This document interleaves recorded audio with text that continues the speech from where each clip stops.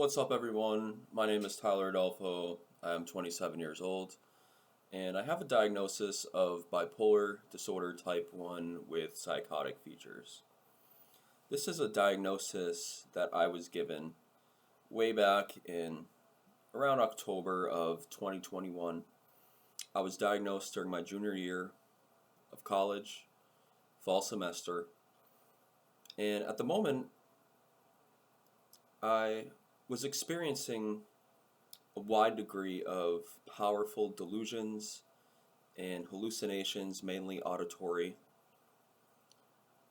I was truly on a downward spiral as a result of a powerful manic episode which lasted 6 months.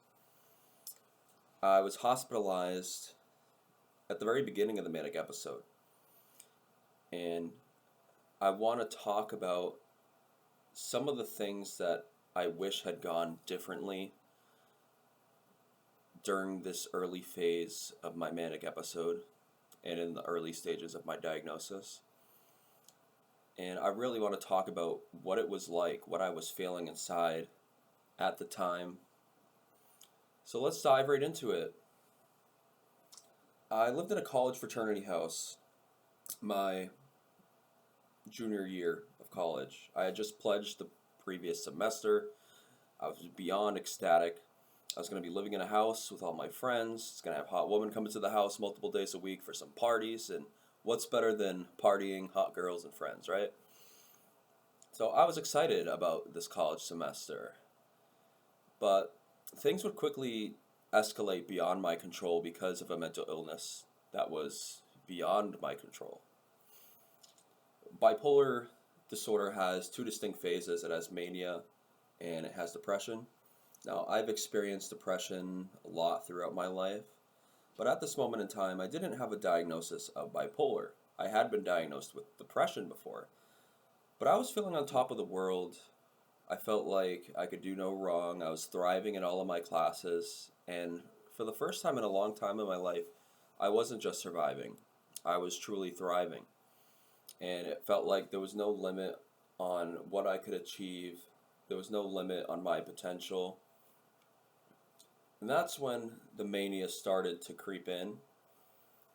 It was a gradual process, it didn't happen overnight. It started off with simple things like flight of ideas, talking really fast, and before you know it, I was what I would call a delusional auctioneer because I could rattle off 8 different topics in the span of a minute. Nobody could follow along with what I was saying. And it bothered me that people didn't believe the things that I was saying. That's where I felt a mixed episode of both depression and mania. It deeply bothered me that people weren't adhering to the delusions that I was. And of course, people started to distance themselves from me because, we're all a bunch of 20-year-old somethings, and it's not reasonable to expect 20-year-old somethings to know what to do in a situation where they're living with somebody who has a major mental illness like bipolar disorder. Eventually, my condition led to me being hospitalized. This hospitalization lasted 5 days. And over the course of my 5 day stay at Cooley Dickinson Hospital, my mania actually only intensified and got worse. And I attribute that mainly to the fact that they didn't discharge me with any medication or follow-up plan to see a doctor or psychiatrist. And so I ended up leaving the psych ward more manic than I was when I had entered it. The day before that I was released, and I know this because I've read the medical notes of my stay there, I was having hallucination phone calls with people that do not exist. To this day, it's absolutely horrifying to me that this happened.